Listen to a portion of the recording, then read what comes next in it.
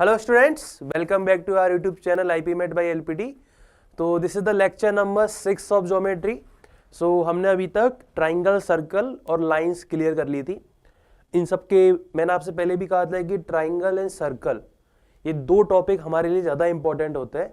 काफ़ी टाइम से जो क्वेश्चंस है वो इनमें आपको मिलेंगे। ट्राइंगल्स में खासकर थोड़ा ज़्यादा क्वेश्चंस आपको इंदौर के एग्जाम में देखने को मिलते हैं। आप अगर लास्ट ईयर्स के पैटर्न को फॉलो करोगे तो आपको आइडिया लग जाएगा कि हाँ कौन सा टॉपिक ज़्यादा इंपॉर्टेंट है। बट स्टिल मैं आपसे यही कहूँगा कि हमें पता नहीं है कि इस साल क्या आएगा या नेक्स्ट ईयर क्या आएगा, तो हमें प्रॉपर प्रिपरेशन करनी होगी। ठीक है, सो हम सारे के सारे टॉपिक्स कवर करेंगे। सो आज का जो हमारा टॉपिक है उसमें हम पॉलीगॉन्स एंड क्वाड्रिलेटरल्स को डिस्कस करेंगे, जो बेसिकली हमारी ज्योमेट्री का लास्ट पार्ट है। तो आज हम ज्योमेट्री खत्म करके फिर नेक्स्ट क्लास से मेंसुरेशन स्टार्ट करेंगे। ठीक है, सो स्टार्ट करते हैं हम किससे, पॉलीगॉन से। So what is polygon? The first definition, what is polygon? Polygons क्या होते हैं? सो अगर मैं 2D में बात करूं, so polygon is any two dimensional shape form by straight lines. ठीक है, तो कोई भी स्ट्रेट लाइन का यूज करके, अब ऐसा बोल सकते हो कि भाई कोई भी शेप, सर आप ये भी एक शेप है। नहीं, हमें क्लोज शेप बनानी है। हम एक प्रॉपर क्लोज शेप की बात कर रहे हैं, इस तरह से ओपन नहीं। तो एक क्लोज शेप 2D, अगर हम 2D डायमेंशन में स्ट्रेट लाइन की हेल्प से बने या स्ट्रेट लाइन की तरह से स्ट्रेट लाइन फॉर्म कर पाए, तो उसे हम क्या बोलेंगे? पॉलीगॉन्स बोलेंगे। क्लियर है? तो जैसे अगर मैं बात करूं, तो अगर हम बात करें ये ट्राइंगल, तो ये 3 साइड का पॉलीगॉन है, इसे हम ट्राइंगल बोलते हैं। इसे हम क्या बोलते हैं? ट्राइंगल बोलते हैं। अगर मैं 4 साइड का यूज करके बनाता हूं, दिस इज माई क्वाड्रिलेटरल, तो ये मेरे पास क्वाड्रिलेटरल हो गया। 5 साइड्स का यूज करके बनाएंगे तो इस तरह की स्ट्रक्चर बनेगी, दिस इज माई पेंटागन, इसे हम क्या बोलते हैं? पेंटागन बोलते हैं। अगर मैं 6 साइड्स का यूज करके क्रॉस फिगर बनाता हूं तो उसे हम क्या बोलेंगे? हेक्सागन। देन 7 साइड्स का यूज करने पर हेप्टागन, 8 साइड से ऑक्टागन, 9 साइड्स का यूज करके नैनागन। इस तरह से हमारे पास बनते हैं। तो ये डिफरेंट हमारे पास क्या बनेंगे? पॉलीगॉन्स बनेंगे।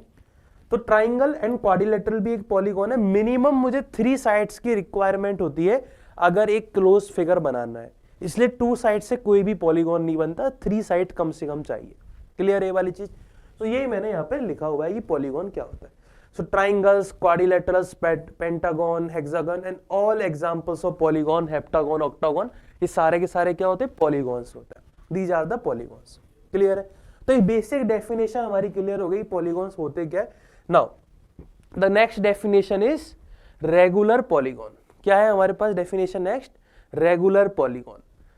सो रेगुलर पॉलीगॉन से पहले हम एक और आइडिया डिस्कस कर लेते हैं कि पॉलीगॉन्स में भी हम वेराइटी देखते हैं। पॉलीगॉन्स में भी हमारे पास 2 डिफरेंट तरह की वेराइटी आती है।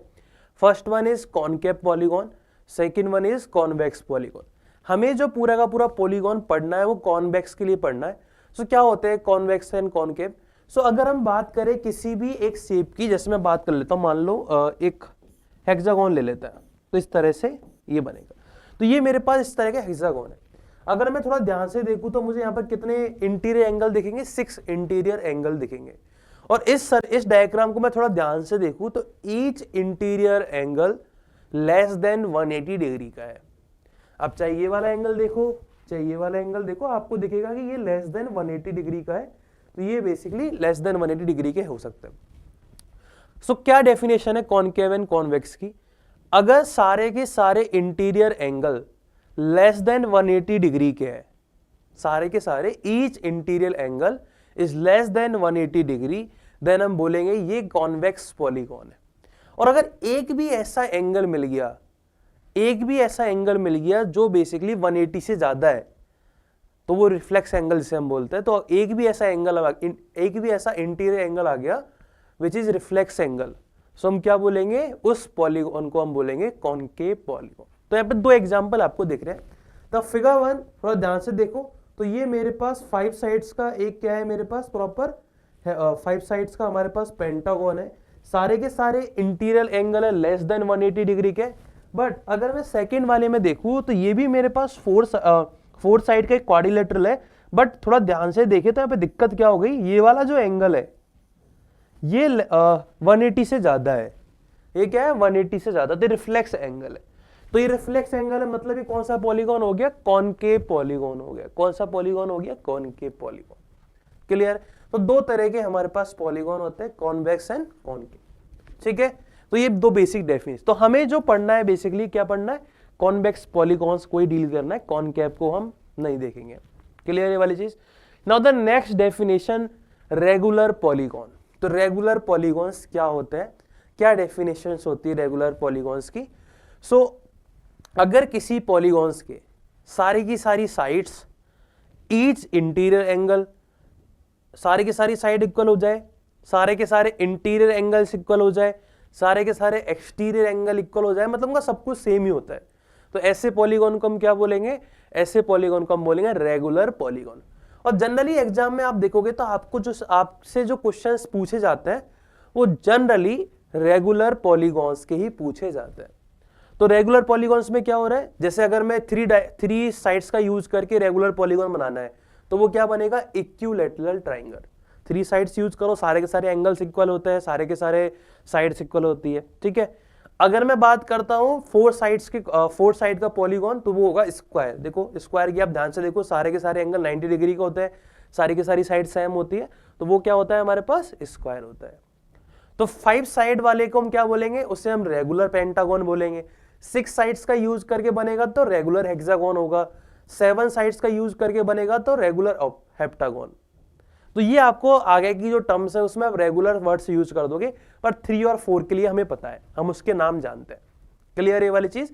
सो रेगुलर पॉलीगॉन क्या हो गया, इनकी साइड्स इक्वल हो, जिनके एंगल इक्वल हो, और इसकी एक प्रॉपर्टी और होती है कि it can be inscribe inside a triangle. तो ये बेसिकली है एक किसी ना किसी ट्राइंगल के अंदर बनाया जा सकता है, किसी ना किसी ट्राइंगल के अंदर हम उसे बना पाएंगे। ये मेरे पास होता है क्या, रेगुलर पॉलीगॉन की डेफिनेशन।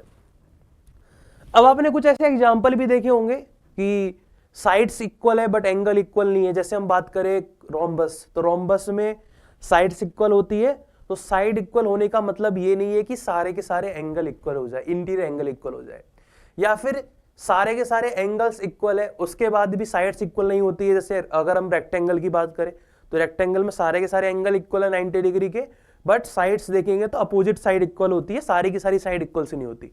तो ऐसे हमारे पास केसेस है जिसमें, और हमारे पास क्या आएगा कि अगर एंगल्स इक्वल है तो साइड इक्वल नहीं होगी, साइड इक्वल है तो एंगल्स इक्वल नहीं होंगे।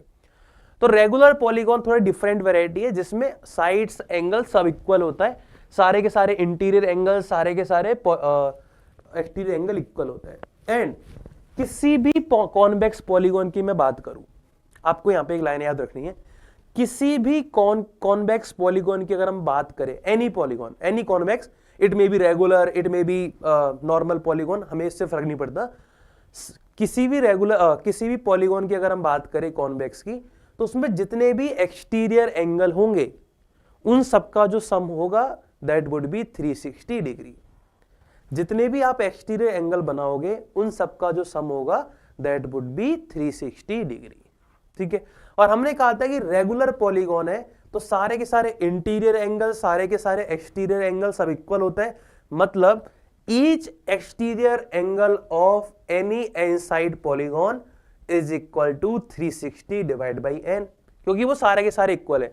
तो अगर सारे के सारे इक्वल है, इसका टोटल सम 360 है, तो एक एंगल कितना हो जाएगा, तो n साइड का पॉलीगॉन है तो n इंटीरियर एंगल बनेंगे, और n इंटीरियर एंगल्स का सम 360 डिग्री है। सो n एक्सटीरियर एंगल का सम 360 डिग्री है, तो एक एक्सटीरियर एंगल का सम कितना हो जाएगा, 360 बाई n। क्लियर है ये वाली चीज। तो यहां तक हमें समझ में आ गया कि कॉन्वेक्स पॉलीगॉन में sum of all exterior angles is 360 degree. And अगर हम रेगुलर पॉलीगॉन की बात करेंगे तो बेसिकली वो क्या बनेगा, एक एंगल बनेगा 360 डिवाइड बाई n। क्लियर है नाउ।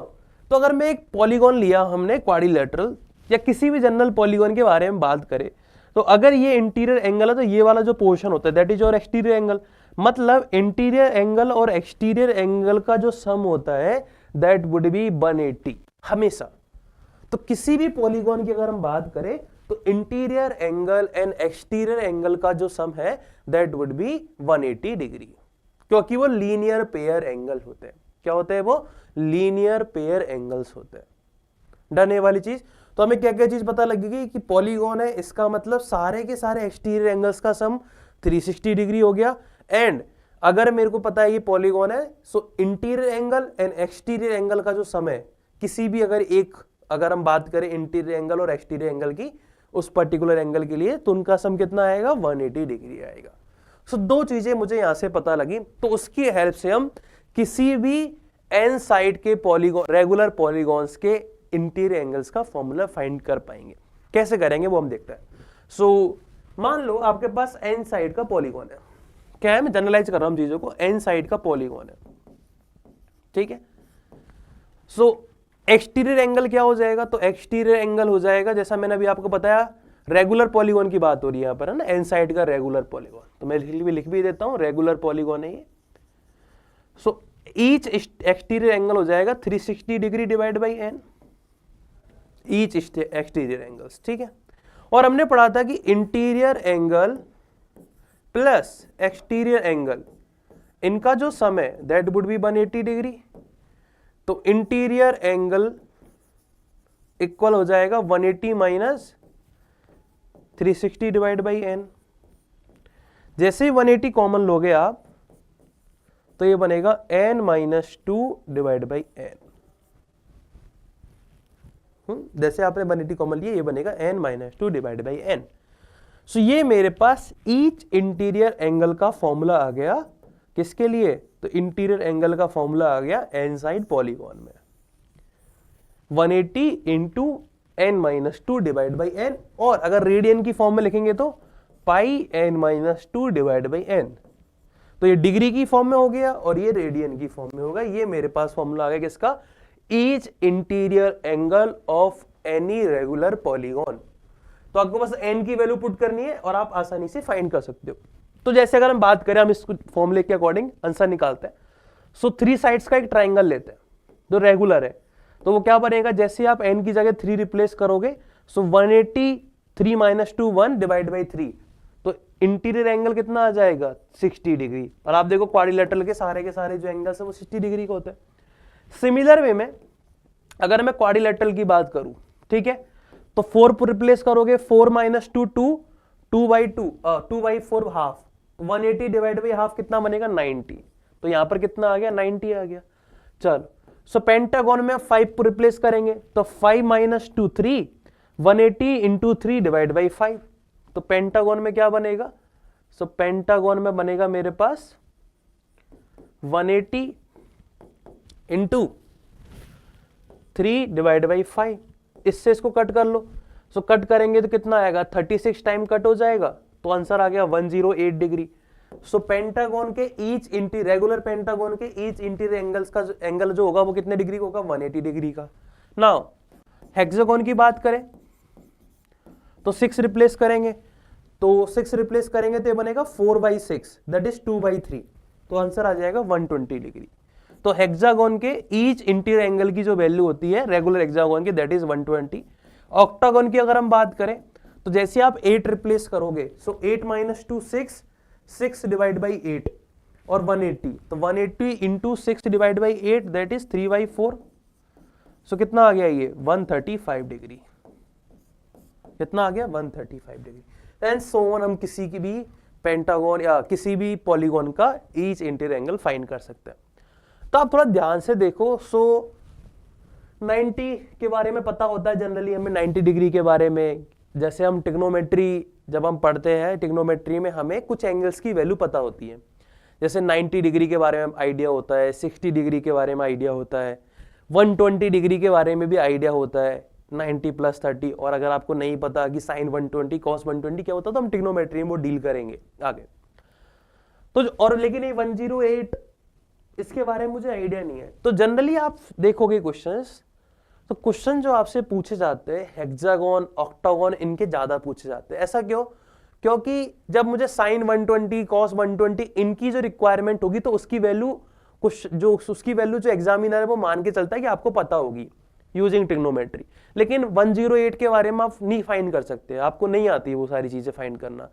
तो जनरली जो क्वेश्चंस होते हैं वो किसके आते हैं आपके पास, हेक्सागन और ऑक्टागन के। और रीजन क्या है, क्योंकि जो इनका इंटीरियर एंगल है उसकी जो वैल्यू होती है उसके लिए मुझे ट्रिग्नोमेट्री फंक्शंस पता है, जैसे साइन 120 पता है, कॉस 120 पता है, उसके बारे में मुझे आइडिया है यूजिंग ट्रिग्नोमेट्री। तो इसलिए जो जनरली क्वेश्चन हमारे फ्रेम होंगे वो हेक्सागोन और ऑक्टागोन या फिर ट्राइंगल, क्वाड्रिलेटरल, इनसे फ्रेम होता है। डन है ये वाली चीज। चल सो मेरे पास एक फॉर्मूला डिराइव हो गया कि इंटीरियर एंगल की वैल्यू क्या होती है, pi n minus two divide by N या फिर 180 degree n minus two divide by N. तो वो मैंने यहाँ पे लिखा भी है, प्रॉपर मैंने यहाँ पे लिखा हुआ है। Now the n side polygon has number of diagonals n into n minus 3 divide by 2। अब ये आता कैसे, ये बेसिकली हम परम्यूटेशन एंड कॉम्बिनेशंस में पढ़ते हैं। सो एक मैं बेसिक आइडिया दे देता हूँ कि अगर आपको पीएनसी के बारे में आइडिया तो बता देता हूँ कि नंबर ऑफ डायगोनल्स कैसे फाइंड किया जाता है। नहीं है तो हम पीएनसी में सीखेंगे भी। जैसे मान लो आप हेक्सागोन को लेके चलो, तो हेक्सागोन में कितने डायगोनल्स है? देखो डायगोनल होती क्या है, डायगोनल बेसिकली ये वर्टिसेस को जो मिलाने वाली, ज्वाइनिंग करने वाली लाइन है वही होती है, बट उसमें ये वाली लाइन हटानी होती है हमें, जो ये साइड्स होती है। और हम पेंटागोन, जब हम परम्यूटेशन में हम पढ़ेंगे कि 2 पॉइंट्स का यूज करके एक लाइन बनती है। तो अगर आपके पास 6 नॉन कोलिनियर पॉइंट्स या फिर नॉन लीनियर पॉइंट्स है या नॉन कोलिनियर पॉइंट्स है, आपके पास 6 नॉन कोलिनियर वर्टेक्स यहाँ पे आपको दिख रहे हैं, तो आप इनसे कितनी लाइन बना सकते हो? तो आप बोलोगे सर कि हमें एक लाइन बनाने के लिए 2 पॉइंट्स का यूज करना होता है। सो अगर मेरे पास 6 डिफरेंट नॉन कोलिनियर पॉइंट्स है तो उनका यूज करके मुझे 6C2, ये होता है कॉम्बिनेशन C2। तो 6 में से आप 2 पॉइंट चूज करने के तरीके कितने होते हैं? 6C2 डिफरेंट वेज हो सकते हैं, 6C2 डिफरेंट वेज हो सकते हैं नंबर ऑफ लाइंस पिक करने के। और उसमें से मैं ये वाली 6 लाइन माइनस कर दूं तो मेरे पास हमारा आंसर आ जाएगा। तो इसको हम इस तरह से भी लिख सकते हैं NC2 माइनस n। सिंप्लीफाई करेंगे तो यही आएगा, बट अभी के लिए आप ये डायरेक्ट याद करो n minus 3 divide by 2, this is your diagonals का फॉर्मूला। कि नंबर ऑफ डायगोनल्स कितने बनेंगे कि आप n जैसे इसमें बात करें तो 6 रिप्लेस करो तो 6 into 3 divide by 2, that is 9 diagonals बनेंगे। इसमें कौन कौन से बनेंगे मैं एक बार आपको बता भी देता हूं। देखो काउंट करो, तो सबसे पहले तो इसको मिलाया मैंने 1, फिर इसको ऐसे मिलाया 2, फिर देन 3 तो ये दिख रहे हैं आपको। देन नेक्स्ट कलर का यूज करते हैं 4, 5, 6, यहां तक क्लियर है। नाउ नेक्स्ट दूसरा कलर ले लेते हैं। सो यहां तक हो ही गया मेरे पास, ठीक है। इससे देखो आप कितने बना सकते हो, 1, 2, 3, तीनों कनेक्ट है। यहां से देखो एक ये हो गया, एक ये हो गया, ठीक है। तो सिमिलर में कितने हो गए मेरे पास, 3 और 3 6 एंड 2 8। अब यहां से देखो एक मैं इस वाले पॉइंट से बना सकता हूं, टोटल 9 डायगोनल्स बनेगी। तो इस तरह से यहां पर आपको डिफरेंट 9 डायगोनल्स दिख रही होगी। इसके बारे में अभी और आगे हम देखेंगे, ठीक है। तो जो भी हमने अभी तक देखा वो सब मैंने यहाँ पे लिख दिया है कि number of diagonals, number of interior angle की वैल्यू। जनरली आपसे यही क्वेश्चंस फ्रेम होते हैं डायरेक्ट फॉर्मूला बेस्ड, जो हमने यहाँ पे लिखे हुए हैं, ठीक है। ये वाली चीज आई होप ये आपको क्लियर हो गया होगा। नाउ कुछ क्वेश्चंस स्टार्ट करते हैं एक दो बेसिक से। तो find the interior and exterior angle of a regular polygon of 8 side. तो एक्सटीरियर एंगल निकालना बड़ा आसान है, 360 डिवाइड बाई 8। सिंप्लीफाई करेंगे तो क्या आएगा, 180 divide by 4, that is 45 degree. तो 45 डिग्री मेरे पास एक्सटीरियर एंगल है। तो इंटीरियर क्या होता है, 180 माइनस 45, दैट इज आंसर क्या हो गया, ऑप्शन नंबर सी। आसान सा क्वेश्चन था। Next, find the total number of diagonals of a convex polygon 12 side. Formula क्या होता है, n minus 3 divide by 2, this is your formula, ठीक है। सो n की वैल्यू आ गई 12 into 9 divide by 2, that is 54 diagonals बनेगी।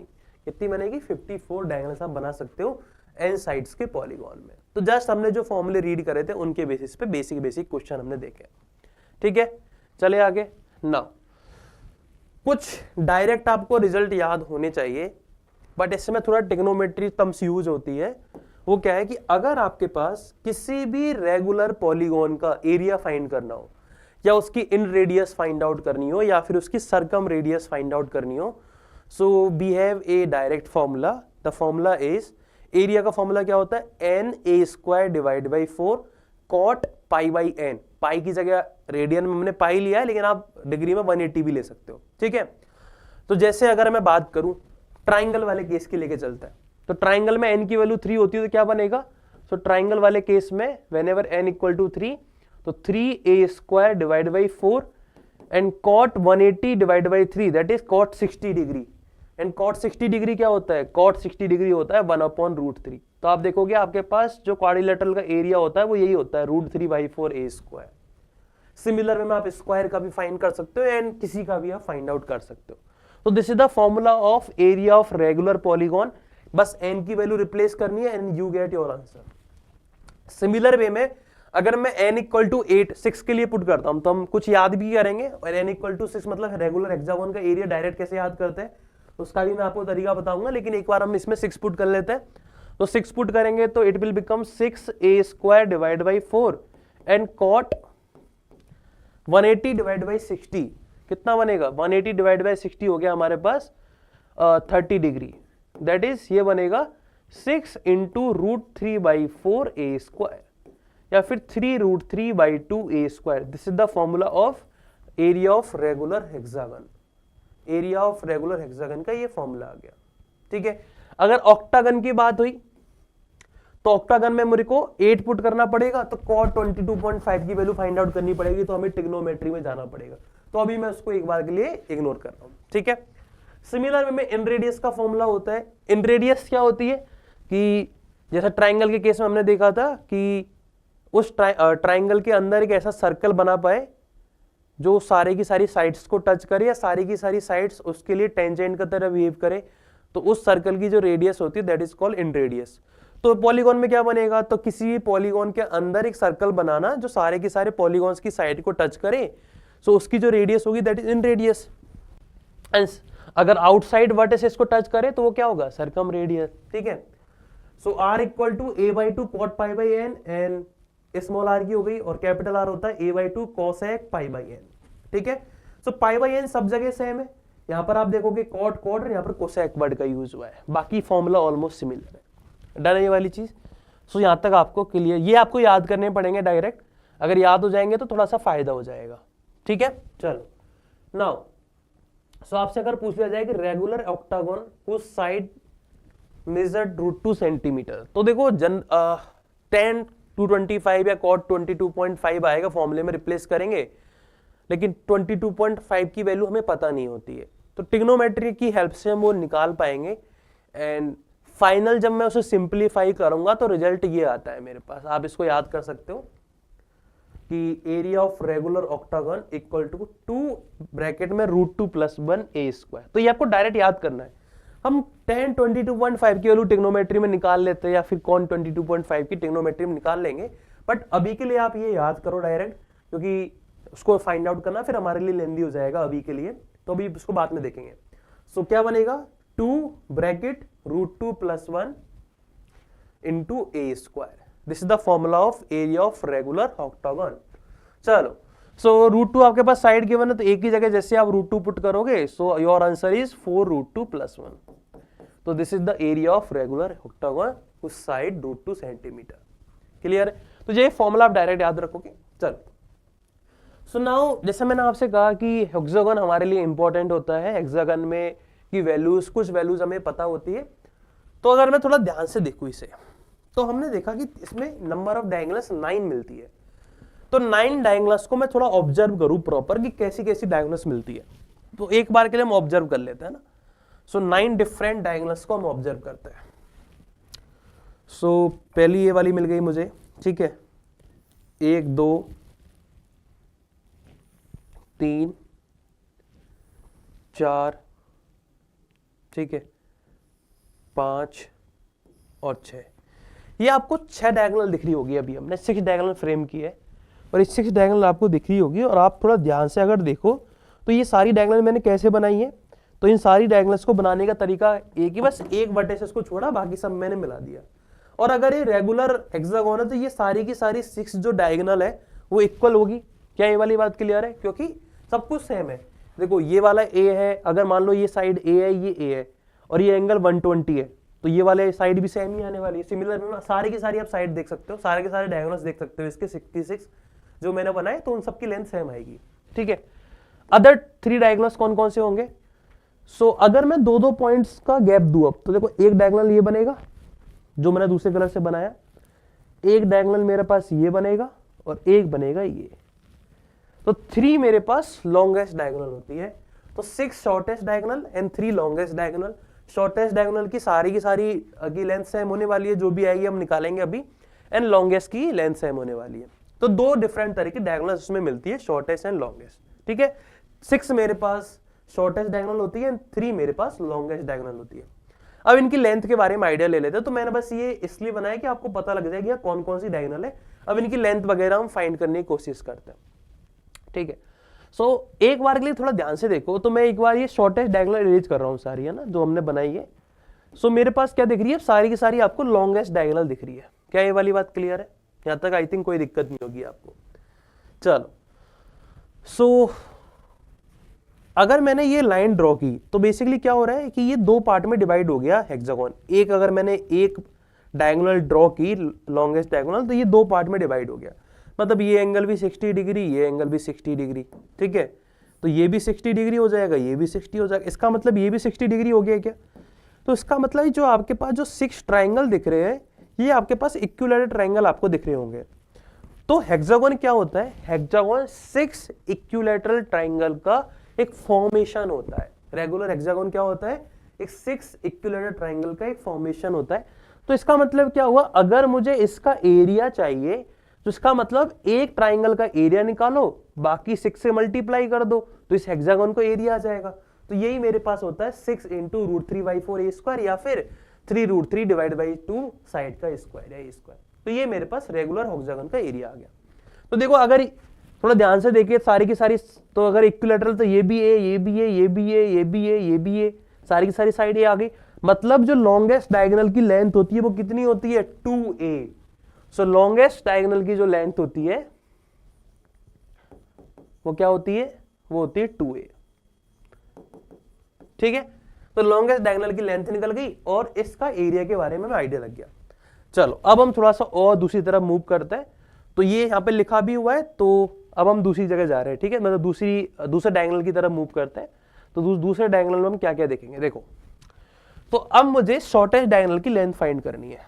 तो ये मेरे पास वो डायगोनल है जिसकी मुझे लेंथ फाइंड करनी है। ये आपको डायरेक्ट याद करनी है, इसलिए मैं आपको ये सारी की सारी चीजें बता रहा हूं और आपको अप्लाई करना भी समझ में आएगा।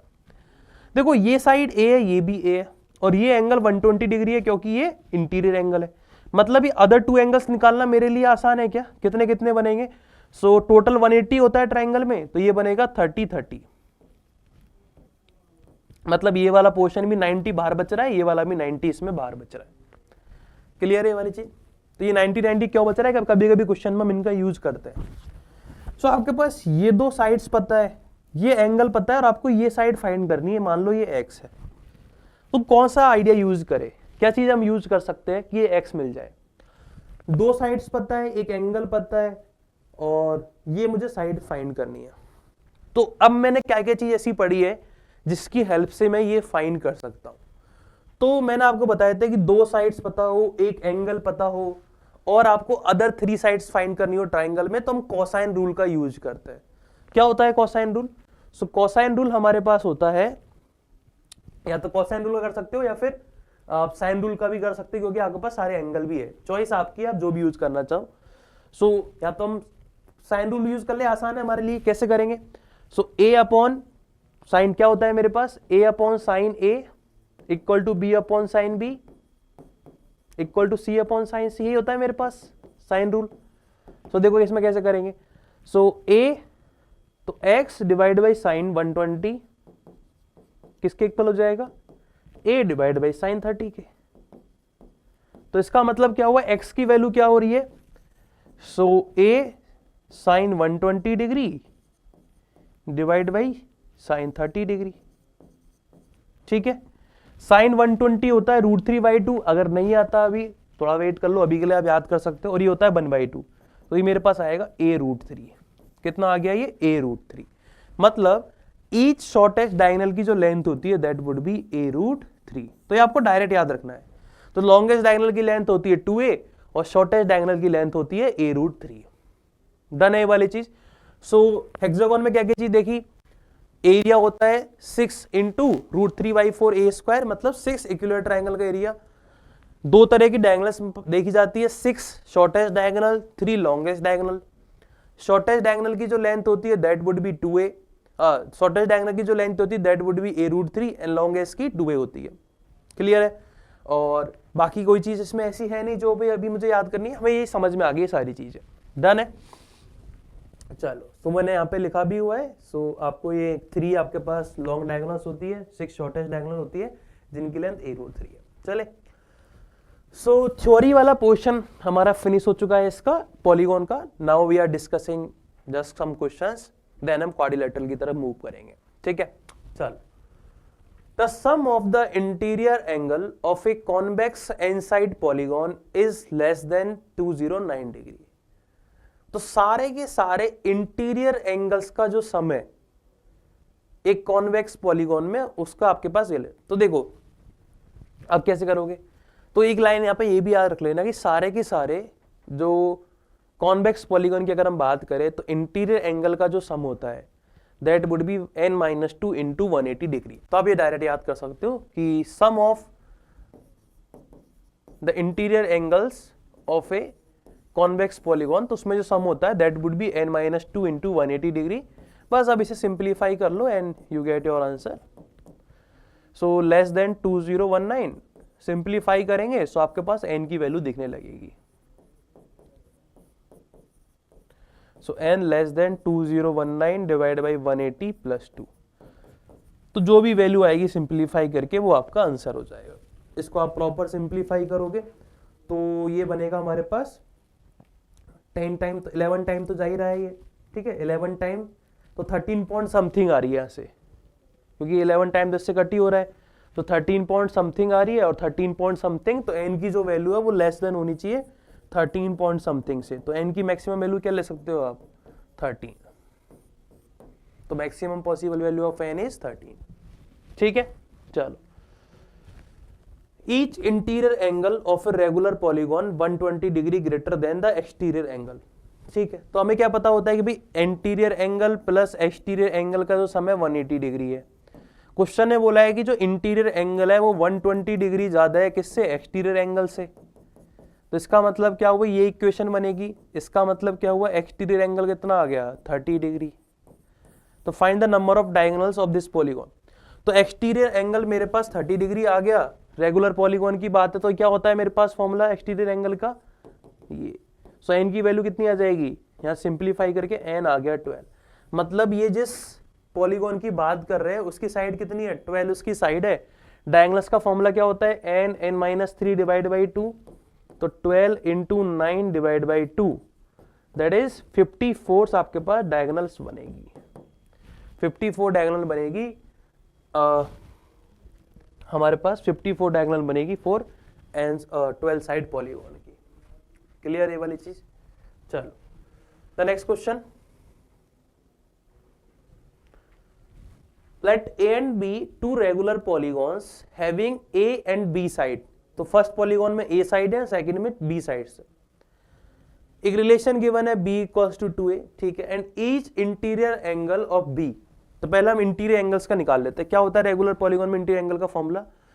सो B मतलब B minus 2 into 180 degree divide by B, यही होता है, यही होगा। Each interior angle of B is 3/2 times of each interior angle of A, that means A minus 2 divided by A into 180 degree। And एक relation आपके पास B और 2A में given है, सिंप्लीफाई करना है just. B equal to 2A भी given है, तो ये बनेगा 2A minus 2 divide by 2A is equal to 3/2A A minus 2। 2A से 2A कैंसिल आउट, तो क्या बनेगा? 2A minus 2 equal to 3A minus 6। ठीक है, सो A इक्वल टू कितना आ गया? 4। सो A 4 आ गया तो B कितना आ जाएगा? 8। ठीक है, क्योंकि B इक्वल टू 2 तो A प्लस B कितना आ गया? इन दोनों का एडिशन दैट इज 12। आपके पास आंसर आ गया। तो आप देखोगे तो जनरली जो क्वेश्चन इसमें देखने को मिलते हैं वो फॉर्मूला बेस्ड मिलते हैं, तो आपको जस्ट फॉर्मूले रिवाइज होने चाहिए सारे। ठीक है, ABCDF is a regular hexagon, then what is the ratio of the triangle ACE to that the hexagon ABCDF? तो हेक्सागोन का एरिया तो मुझे पता है 6 इंटू √3/4 A स्क्वायर। बस ट्राइंगल ACE को हम देख लेते हैं क्या है ये। तो पहले हम प्रॉपर एक रेगुलर हेक्सागोन बनाते हैं, ठीक है। So A B C D E F, तो ए सी को मिलाते हैं। तो ए सी ई की जो साइड्स है, थोड़ा ध्यान से अगर मैं देखूं तो ये भी a√3 होगी, अगर ये ए तो ये भी a√3, क्योंकि ये सारी की सारी शॉर्टेस्ट डायगोनल है। मतलब ये जो ट्राइंगल है वो इक्विलैटरल ट्राइंगल है, और इक्विलैटरल ट्राइंगल है तो उसका एरिया क्या होता है, तो √3/4 a स्क्वायर, मतलब साइड स्क्वायर, साइड का स्क्वायर मतलब ये। तो ट्राइंगल ACE का ये एरिया आएगा, कितना आ गया ये 3√3a² डिवाइड बाई 4। और ट्राइंगल हेक्सागन का एरिया क्या होता है, तो हेक्सागन का एरिया होता है 3√3 डिवाइड बाई 2a²। तो ये बेसिकली इसका हाफ लिखा हुआ है। तो रेशो क्या आ गया, रेशो आ गया आपके पास 1:2, दोनों को डिवाइड करेंगे।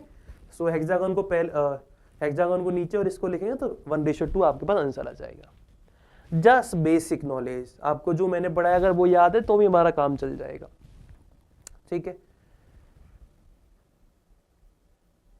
एक क्वेश्चन है हमारे पास, ABCDE is a regular hexagon, regular pentagon not hexagon. तो ये हमारे पास पेंटागोन है, तो एक पेंटागोन हम बना लेते हैं। तो पेंटागोन के ईच इंटीरियर एंगल का ईच इंटीरियर एंगल कितना होता है, 108 डिग्री निकाला था हमने, तो ये सारा 108 है, ठीक है।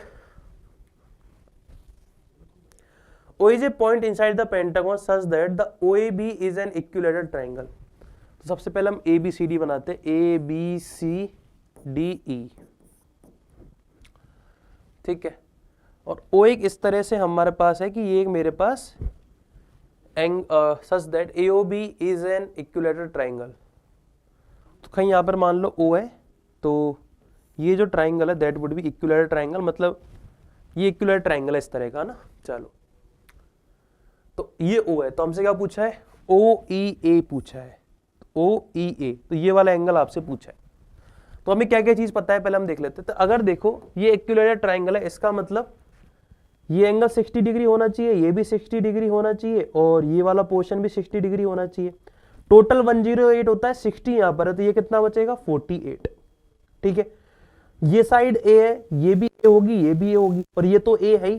क्या ये वाली बात क्लियर है, क्योंकि रेगुलर पेंटागोन है। सो अगर ये एंगल 48 है तो इसका मतलब ये वाला एंगल और ये वाला एंगल दोनों इक्वल होंगे। कौन सा, ये वाला एंगल एंड ये वाला एंगल, ये दोनों एंगल E और एंगल O, क्योंकि opposite side opposite angle equal है। टोटल एंगल का सम होता है 180, टोटल ट्राइंगल के इंटीरियर एंगल का सम होता है 180। 48 ये वाला है, तो बचा कितना, 180 माइनस 48 करेंगे, सो वी गेट 132। कितना दिखेगा मुझे, 132। तो 132 इन दोनों में डिवाइड होगा, तो आंसर क्या होगा 66। वापिस देख लो, सबसे पहले इक्विलैटरल ट्राइंगल्स का यूज करके हमने साइड्स वगैरह का लिख लिया और सारे के सारे एंगल लिखे। टोटल 108 इंटीरियर एंगल होता है, तो ये वाला जो पोर्शन होगा लेफ्ट हैंड साइड वाला दैट वुड बी 48, मतलब EAO आपके पास क्या आ रहा है, EAO आ रहा है आपके पास 48। तो थोड़ा ध्यान से अगर मैं ट्राइंगल AEO को देखूं, देखो ये साइड A है तो ये भी A होगी, तो ये मुझे आइसोसेलेस ट्राइंगल दिख गया, मतलब अपोजिट साइड इक्वल होगी, मतलब angle OEA and angle EOA दोनों की दोनों इक्वल होंगे। तो ऊपर वाला 48 है, इन दोनों में डिवाइड कर दो 180 माइनस 48 करके, तो आंसर कितना आ जाएगा 66 आंसर आ जाएगा। तो ये आसान क्वेश्चन है, क्लियर है। सो नाउ हम डिस्कस करेंगे क्या, क्वाड्रिलेटरल्स। तो अभी तक हमने पॉलीगॉन देख लिया, पॉलीगॉन से रिलेटेड कुछ क्वेश्चन कर लिए। नाउ हम डिस्कस करेंगे क्वाड्रिलेटरल्स। क्या होता है क्वाड्रिलेटरल्स, तो जैसे मैंने बताया कि एक क्लोज फिगर अगर 3 साइड से बनता है तो उसे हम ट्राइंगल बोलेंगे। अगर क्लोज फिगर 2D डायमेंशन में अगर हम 4 साइड्स का यूज करके बनाते हैं सो वो क्या बनेगा, दैट इज क्वाड्रिलेटरल, ठीक है। तो अल्टीमेट मुझे 4 साइड्स होगी मेरे पास, 4 मेरे पास इंटीरियर एंगल्स होंगे, इन्हीं के बेसिस पे कुछ डिफरेंट आइडिया हमारे पास आएगा। देखो हमारे पास एक जनरल क्वाड्रिलेटरल का ज़्यादा हमारे लिए यूज नहीं होता है, बट कुछ स्पेसिफाई या कुछ स्पेसिफिक क्वाड्रिलेटरल्स हैं जिनके बारे में हम ज़्यादा डिस्कस करते हैं। जैसे सबसे पहले हम पैरेललोग्राम देखेंगे, then rectangle, then square, then आगे जाके हम रोम्बस देखेंगे, देन इसके बाद ट्रेपेजियम। तो ये हमारे पास 5-6 क्वाड्रिलेटरल्स है जो हमारे लिए काफ़ी इंपॉर्टेंट है। इंपॉर्टेंट किस रेस्पेक्ट में है, मैं एक बार आपको क्लैरिफाई कर देता हूँ कि इनकी कुछ बेसिक प्रॉपर्टीज होती है, वो आपको याद करनी है।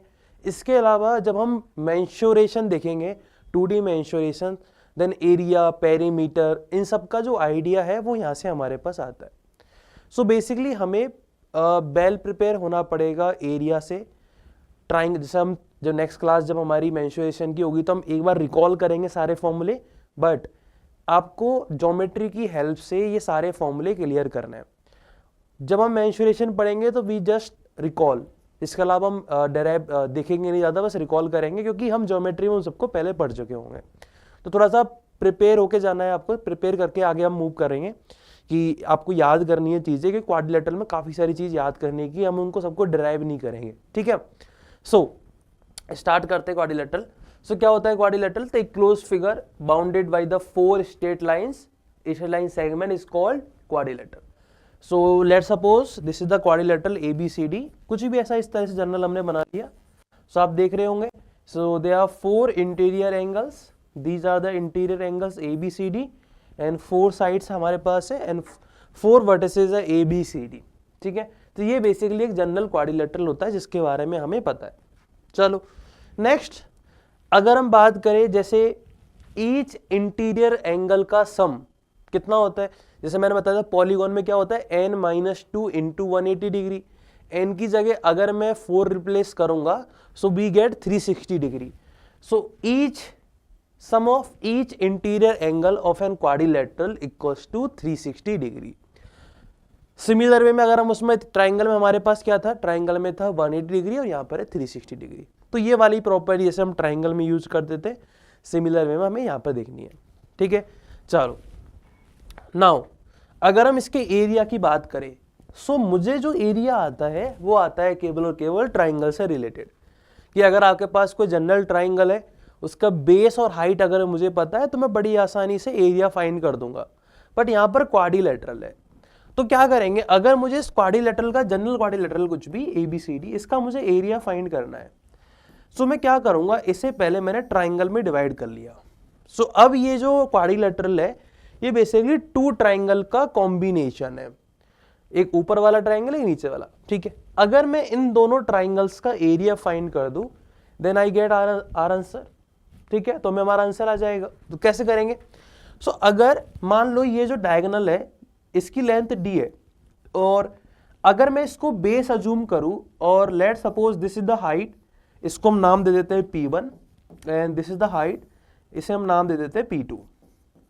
सो C से इस BD बेस पर मैंने एक हाइट ड्रॉ की, एक हाइट बनाई है, मतलब डिस्टेंस देखिए, that would B P2 and this is the perpendicular distance P1। सो जो हमारे पास ट्राइंगल ADB है इसका एरिया क्या होगा, हाफ बेस हमारे पास BD है, इसकी लेंथ D है, इंटू P1 हाइट, और इसका एरिया कितना होगा, हाफ D इंटू P2। दोनों को ऐड करेंगे तो क्या मिलेगा, हाफ D कॉमन आ जाएगा, ब्रैकेट में P1 plus P2। This is my area. अगर मुझे जनरल किसी भी क्वाड्रिलेटरल का एरिया फाइंड करना है सो मैं इस तरह से करूंगा। क्या ये आपको समझ में आ रहा है? जस्ट हमने ट्राइंगल्स, 2 ट्राइंगल्स में इसको डिवाइड किया, हाइट देखी है एंड देन इसकी क्या देखा है हमने, इसका बेस और हाइट वाला आइडिया यूज करके जस्ट एरिया फाइंड किया, ठीक है। चलो नाउ द इंपॉर्टेंट पार्ट, जैसा मैंने कहा कि हमें कुछ क्लासिफिकेशन देखनी है क्वाड्रिलेटरल में या फिर कुछ स्पेसिफिक क्वाड्रिलेटरल्स के बारे में हम ज़्यादा डिस्कस करेंगे। So one of the most important quadrilateral जिसको हम अभी देख रहे हैं that is parallelogram. So parallelogram क्या होता है, एक quadrilateral in with both the pair of opposite side are equal and parallel. सो ये जो आपके पास अपोजिट साइड है, आपके पास एक पैरेललोग्राम दिख रहा होगा, let's suppose the parallelogram ABCD। So इसका मतलब क्या है कि AB parallel to DC, the first line is AB parallel to DC and AD parallel to BC। मतलब अपोजिट जो साइड्स है वो एक दूसरे के पैरेलल होती है। अपोजिट साइड क्या होती है, एक दूसरे के पैरेलल्स होती है। पैरेलल का साइन होता है ये, this is the sign of parallel. तो अगर आप 2 डैश इस तरह 2 लाइन अगर ड्रॉ करते हो दैट मीन्स ये पैरेलल का साइन है। So AB is parallel to CD and AD is parallel to BC, ठीक है। सो ये मेरे पास एक जनरल पैरेललोग्राम होता है। तो अगर ये पैरेलल है तो ये वाली साइड इसके इक्वल हो जाएगी एंड ये वाली साइड इसके इक्वल हो जाएगी। सो ये मेरे पास इसमें साइड्स भी इक्वल है, क्लियर ये वाली चीज। चलो ना इसकी कुछ प्रॉपर्टीज है जो हमें याद रखनी है, याद हमें करनी होगी, तो क्योंकि इनका यूज जब हम कोऑर्डिनेट ज्योमेट्री पढ़ेंगे तभी मैं यूज करूंगा। सो आपको ये स्टेप बाय स्टेप याद करते हुए चलना है, क्योंकि अभी चीजें रिलेट है, कनेक्टेड होते हुए जाएगी, है ना। तो आपको इनकी प्रॉपर्टीज याद करनी है। तो प्रॉपर्टीज सबसे पहले हम एक डायग्राम बना लेते हैं, तो यहाँ पर मैं प्रॉपर ऑब्जर्व हो पाएगी। Let's suppose this is my ABCD parallelogram, ये हमारे पास पैरेललोग्राम है। The first property, both the pair of opposite side are parallel. तो ये दोनों बेसिकली पैरेलल होते हैं, सिमिलर वे में ये दोनों पैरेलल होते हैं, जो मैंने आपको पहले बताया था, ठीक है। अपोजिट साइड्स इक्वल होती है। अपोजिट साइड इक्वल होने का मतलब अगर ये A है तो ये भी A होगा, ये B है तो ये B होगा, क्लियर है। Opposite angles are equal. Opposite angle का मतलब angle A equal to angle C and angle B equal to angle D। तो मैं यहां पर लिख देता हूं, angle A equals to angle C and angle B equals to angle D। Clear है ये वाली चीज। Diagonal bisect each other, this is the important part, ये हमारे लिए इंपॉर्टेंट है। डायगोनल एक दूसरे को बाइसेक्ट करते हैं। तो जब इनके डायगोनल्स ड्रॉ करेंगे तो कितनी डायगोनल बनेगी, इसमें 2 डायगोनल्स बनेगी। तो जिस भी पॉइंट पर ये मिलेंगे वो इनका इंटरसेक्टिंग, ये बेसिकली बाइसेक्टिंग पॉइंट होगा या मिड पॉइंट होगा। तो अगर मैं बात करता हूं इस पॉइंट को O नाम दे देता हूं, तो इसका मतलब क्या होगा, OD equals to OB and OA equals to OC, क्योंकि ये बाइसेक्ट करते हैं। जिस भी पॉइंट पर ये मिलेंगे तो ये बाइसेक्ट करेंगे, ईच अदर एक दूसरे को बाइसेक्ट करेंगे जहां पर भी ये मिलेंगे। एडजेसेंट एंगल आर सप्लीमेंट्री, मतलब एंगल A और एंगल D का सम 180 डिग्री आएगा। Angle A plus angle D equal to 180 degree, या फिर angle A plus angle B हम करें तो ये भी 180 डिग्री आएगा, या फिर हम एंगल B एंगल C ले ले, that would B also 180 degree, या फिर एंगल D और angle C, that will B also 180 degree, ठीक है। सो डायगोनल एक दूसरे को बाइसेक्ट करती है, बट ये एंगल बाइसेक्टर नहीं है, मतलब डायगोनल इसको 2 इक्वल पार्ट में इस एंगल को डिवाइड नहीं करेगी। This is not an angle bisector, it is just कि ये दोनों डायगोनल जिस भी पॉइंट पर मीट करेगी वो इनका मिड पॉइंट होगा। क्लियर है वाली चीज। तो ये कुछ इंपॉर्टेंट प्रॉपर्टीज है हमारे लिए जो हमें काम आती है किसमें, पैरेललोग्राम में।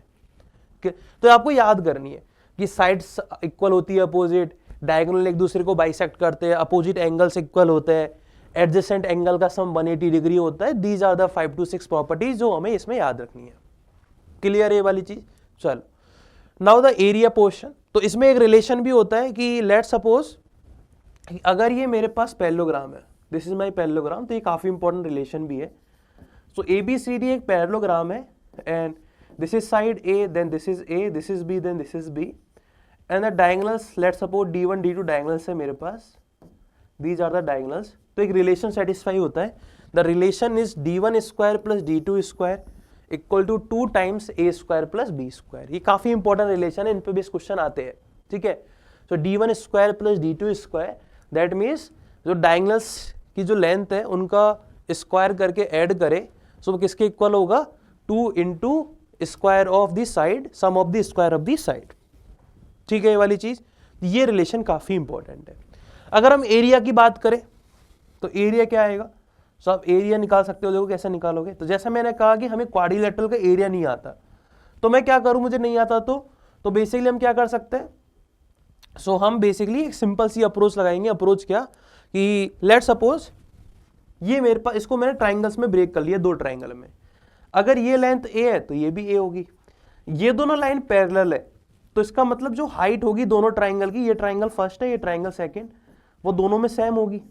भाई हाइट कहां से कहां तक कंसीडर करेंगे, अगर मैं इसकी हाइट कंसीडर करता हूं, इसको बेस अज्यूम करके करते हैं को, तो ये मेरी हाइट होगी ट्राइंगल की, और सिमिलर वे में नीचे वाले इसको अगर बेस अज्यूम करता हूं तो ये हाइट होगी सेकंड वाले ट्राइंगल की।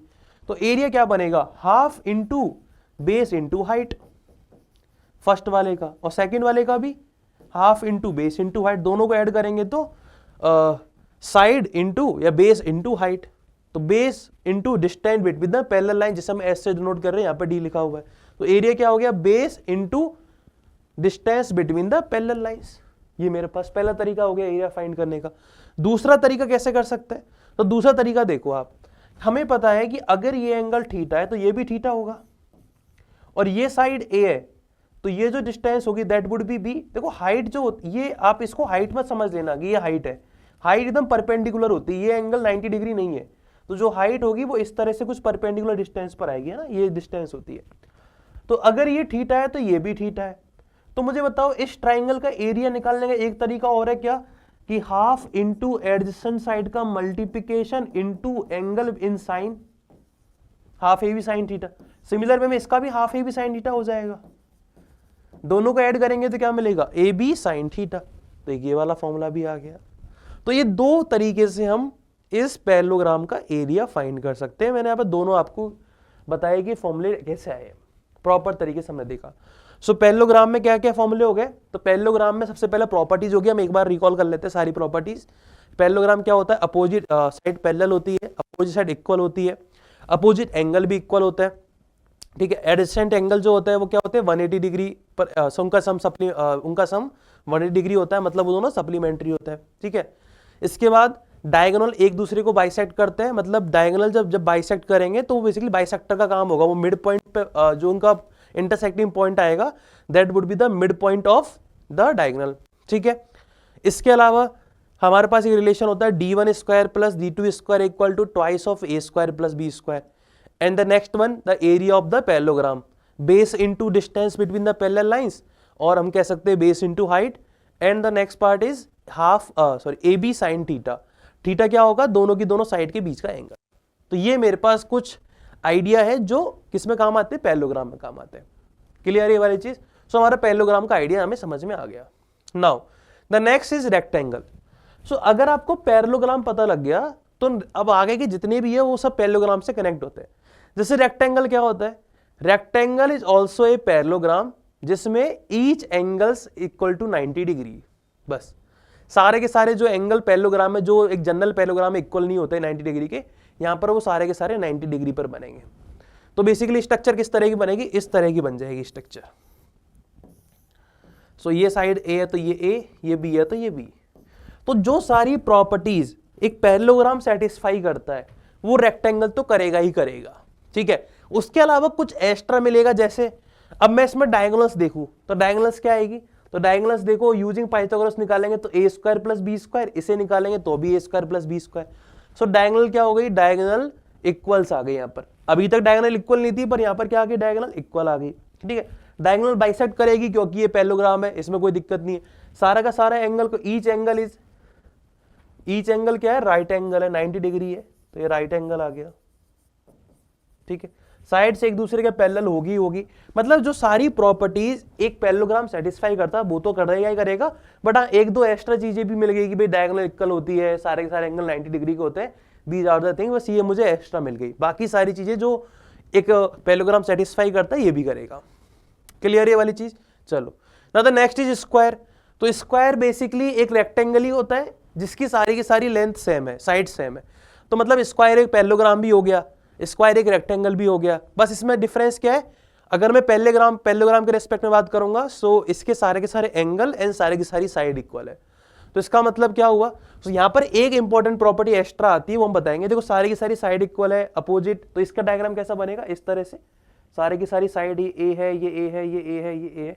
सो ये मेरे पास आ गया, सारे के सारे एंगल 90 डिग्री के हैं, ठीक है। इसके अलावा डायगोनल एक दूसरे को बाइसेक्ट तो करेंगे, इक्वल भी होंगे, एंड डायगोनल जो बाइसेक्ट करेंगे वो एक इंपॉर्टेंट पार्ट है हमारे लिए, कि डायगोनल जो है वो इसको परपेंडिकुलरली बाइसेक्ट करते हैं, मतलब इनका जो इंटरसेक्शन पॉइंट है वो एक दूसरे के परपेंडिकुलर होगा। तो diagonal bisect each other at right angles, क्या किस पर, राइट एंगल पर बाइसेक्ट करेंगे। क्लियर ये वाली चीज। चल इसके अलावा अगर मैं इसका एरिया की बात करूं तो यहाँ पे एरिया भी लिख लो, इसका एरिया होता है ए स्क्वायर, मतलब साइड का स्क्वायर, एंड पेरीमीटर क्या होता है, पेरीमीटर होता है 4a। रेक्टेंगल के केस में क्या आएगा, सो रेक्टेंगल के केस में एरिया आ जाएगा a into B and the perimeter is twice of a plus B, ठीक है। ये मेरे पास कुछ एक्स्ट्रा इंफॉर्मेशन है इसमें। चले सो स्क्वायर समझ में आ गया, रेक्टेंगल समझ में आ गया, पैरेललोग्राम, तो अभी तक ये तीनों एक दूसरे से कनेक्टेड थे, ठीक है। चलो now the next one is, ठीक है, चलो ये तो हमने देख लिया। चलो रोम्बस, तो नेक्स्ट वन इज रोम्बस। सो ये पैरेललोग्राम, सिर्फ एक पैरेललोग्राम, नॉट रेक्टेंगल, इसकी बात नहीं हो रही, एक जनरल पैरेललोग्राम जिसकी सारी की सारी साइड इक्वल हो जाए। तो ये पैरेललोग्राम ही है, बस साइड इक्वल हुई है, एंगल इक्वल नहीं हो रहे, सिर्फ साइड। सो ये एक पैरेललोग्राम है जिसकी साइड इक्वल हो जाती है। तो इस तरह से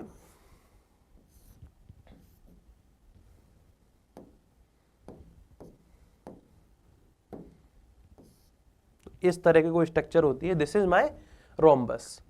सो रोम्बस में क्या होता है, सारी की सारी साइड इक्वल होती है, अपोजिट एंगल्स इक्वल, जो सारी प्रॉपर्टी पैरेललोग्राम सेटिस्फाई करेगा वो तो करेंगे। इसमें भी क्या है, अगर ये सारी की सारी साइड इक्वल हो जाती है तो जो डायगोनल्स होगी वो एक दूसरे को परपेंडिकुलरली बाइसेक्ट करेगी, मतलब डायगोनल्स यहां पर बाइसेक्ट करेगी। ठीक है, तो ये एक प्रॉपर्टी इसमें और आती है कि डायगोनल एक दूसरे को परपेंडिकुलरली बाइसेक्ट करेगी। ठीक है, ये यहां पर एक प्रॉपर्टी ये वाली इसमें इंक्लूड होती है। तो स्क्वायर और रोम्बस, इन दोनों में जो डायगोनल्स है वो एक दूसरे को परपेंडिकुलरली बाइसेक्ट करते हैं। क्लियर ये वाली चीज, बाकी सारी property as it is as parallelogram. चलो, सो जैसे एक रिलेशन हमारे पास होता था कि पैरेललोग्राम में d1 square plus d2 square equal to twice of a square plus b square, यहां पर a और b सेम हो गए, तो रिलेशन क्या बनेगा, d1 square plus d2 square equal to 4a square. Clear है वाला? तो अगर उसका याद है आपको तो इसमें आप तुरंत बना पाओगे, क्योंकि rhombus is also a parallelogram, तो कंडीशन वो सारी सेटिस्फाई करेगा, बस साइड इक्वल हो गई। डन है वाली चीज। चलो एक इसमें एक और लिख लो इसमें आइडिया कि इसका जो एरिया होता है रोम्बस का, तो एरिया ऑफ रोम्बस वो क्या होता है, हाफ d1 d2 मतलब डायगोनल्स का multiplication. So half d1 d2 is the area of rhombus, तो रोम्बस का एरिया होता है हाफ d1 d2। डन है ये चीज। तो ये सारी प्रॉपर्टीज हमारे लिए काम की है। चलो नाउ द ट्रेपेजियम। ट्रेपेजियम हमारे लिए काफी इंपॉर्टेंट है, काफी ज्यादा इंपॉर्टेंट ट्रेपेजियम। मैक्सिमम जब हम देखते हैं, अगर प्रॉपर कभी कभी क्वेश्चन फ्रेम होता है तो ट्रेपेजियम हमारे लिए काफी इंपॉर्टेंट हो जाता है। कैसा करेंगे, देखो ट्रेपेजियम क्या होता है। सो अगर आपके पास दो पैरेलल लाइंस है, इस तरह से दो पैरेलल लाइन का, इस तरह ये दो पैरेलल लाइन है मेरे पास ए बी और सी डी, तो टू अपोजिट पैरेलल लाइंस होती है, जरूरी नहीं है इक्वल हो या ना हो। सो इस तरह का जो स्ट्रक्चर बनता है, तो दो पैरेलल लाइन और दो नॉन पैरेलल लाइंस, तो इसे हम बोलते हैं ट्रेपेजियम। तो एक quadrilateral in which one pair of opposite side are parallel and the other pair of opposite side are not parallel, तो इसे हम क्या बोलेंगे, इसे हम ट्रेपेजियम बोलेंगे। ठीक है, तो अगर मैं इसके एरिया की बात करूं, तो जैसे हमने कहा कि भाई हमें क्वाड्रिलेटरल का एरिया तो आता नहीं है, तुम क्या करेंगे, ट्राइंगल का एरिया फाइंड आउट करेंगे। सो अगेन ये दोनों पैरेलल लाइन है, तो ये मेरे पास ए है, ये मेरे पास बी है, इनके बीच की हाइट को हम एच अजूम कर लेते हैं, जिससे मैंने मान लिया ये एच है। तो ये जो हाइट होगी, इस वाले ट्राइंगल की भी हाइट होगी, इसकी भी हाइट होगी, तो फर्स्ट और सेकंड, तो फर्स्ट वाले का एरिया क्या हो जाएगा, फर्स्ट वाले ट्राइंगल का हो गया half into B into height, and second वाले का, तो सेकंड वाले का हो गया half into A into H, दोनों को ऐड करेंगे सो एरिया आ जाएगा half into A plus B into H, मतलब half into sum of parallel side into height. This is the area of trapezium. तो ट्रेपेजियम का एरिया फाइंड करना होगा तो हम ये वाली अप्रोच फॉलो करेंगे। डन है ये वाली चीज। तो अभी तक बस हम प्रॉपर्टीज पे डील कर रहे हैं। नाउ एक ट्रेपेजियम में एक रिलेशन भी होता है जो काफी इंपॉर्टेंट होता है। रिलेशन क्या है कि A C square plus B D square, मतलब ये जो दो साइड है, जो नॉन पैरेलल साइड्स होती है उन्हें ऑब्लिक साइड बोलते हैं। क्या बोलते हैं इन्हें हम, ऑब्लिक साइड बोलते हैं। तो इस sum of the square of oblique side equal होता है किसके, A D plus B C, जो डायगोनल्स है हमारे पास A D square plus B C square plus twice A B into C D. तो ये काफी इंपॉर्टेंट रिजल्ट है, तो आपको डायरेक्ट याद रखना है। तो इसमें क्या है, सबसे पहले ऑब्लिक साइड्स का स्क्वायर देखा आपने, ऑब्लिक साइड्स का स्क्वायर करके ऐड किया है, that is equal to the diagonals का स्क्वायर, सब एडिशन ऑफ डायगोनल्स का square plus 2 into multiplication of parallel sides. तो ये काफी इंपॉर्टेंट प्रॉपर्टीज है कि A C square plus B D square equals to B C square plus A D square plus twice of A B into C D.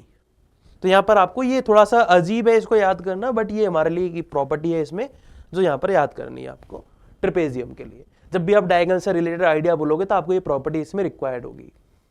ठीक है, चले आगे। चलो, तो next is isosceles trapezium.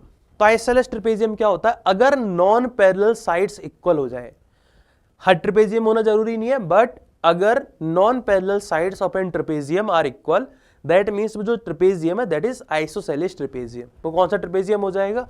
Isosceles trapezium. तो अगर मेरे पास इस तरह का एक ट्रेपेजियम है, सो ये ए है, ये बी है, ये सी है, ये डी है, so AD equal to BC, सो इस ट्रेपेजियम को क्या बोलेंगे हम? Isosceles trapezium. ठीक है, चलो आइसोसेलेस ट्रेपेजियम की कुछ प्रॉपर्टीज होती है।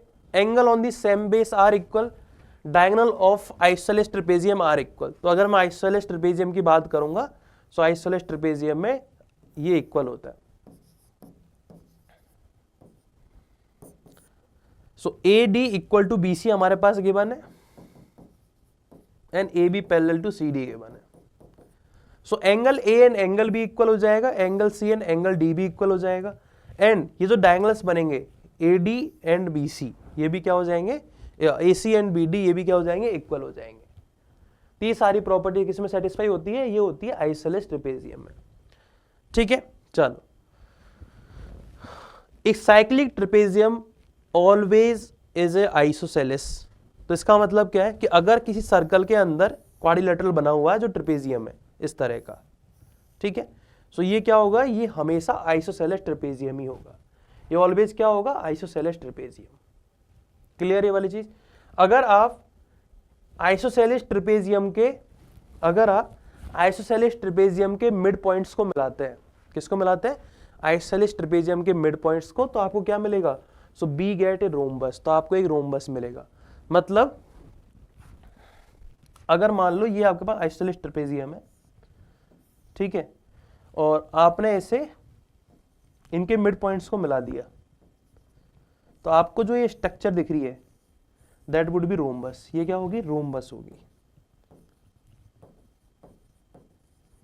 ये क्या होगी? Rhombus always. सो अगर आपने आइसोसेलेस ट्रेपेजियम के मिड पॉइंट्स को मिलाया तो that would be your rhombus. तो ये कुछ प्रॉपर्टीज है। जनरली स्टूडेंट इसमें डरते हैं कि सर कैसे याद करेंगे, बट 5-6 बार अगर आप इनको याद करोगे तो हाँ, यू रियलाइज कि आपको दिमाग में चीज आ गई है। ऑलमोस्ट सब में सिमिलर ही होती है, थोड़ा थोड़ा सा डिफरेंस होता है।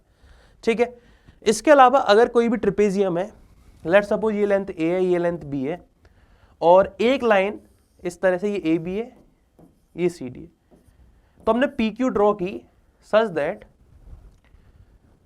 जो हाइट का रेशियो है, मतलब ये जो पोर्शन है और ये जो पोर्शन है, ये M/N में डिवाइड है। मतलब ये वाला, ये जो हाइट है ऊपर वाले पोर्शन की और नीचे वाले पोर्शन की जो हाइट है वो M/N में डिवाइड है। तो हम PQ की लेंथ बड़ी आसानी से लिख सकते हैं, that would B MB plus NA। तो M अगर ये ऊपर वाला पोर्शन है और N नीचे वाला, M/N में डिवाइड है, तो MB plus NA divide by M plus N, this is the length of PQ। तो अब PQ की लेंथ बड़ी आसानी से लिख सकते हो। कंडीशन क्या है कि PQ भी पैरेलल है किसके? AB या, और जो हाइट है बेसिकली M/N में डिवाइडेड है, तो आप PQ की लेंथ लिख सकते हो MB plus NA divide by M plus N, this is the height of AB PQ। Done है ये वाली। तो ये कुछ प्रॉपर्टीज जो ट्रेपेजियम में यूज होती है। इसके अलावा एक सबसे ज्यादा इंपॉर्टेंट प्रॉपर्टीज जो ट्रेपेजियम में हमारे लिए यूज होगी, इसे मैं आपको प्रूफ करके बताऊंगा। तो प्रॉपर्टीज क्या है? तो इस डायग्राम के थ्रू हम समझते हैं चीजों को कि हम इनको कैसे बनेंगे। तो क्या है रिलेशन? देखो, अगर आपके पास एक ट्रेपेजियम है, ठीक है, और मैंने इनके डायगोनल्स को मिला दिया, तो नाम दे देते हैं इनका ABCD and this is my O।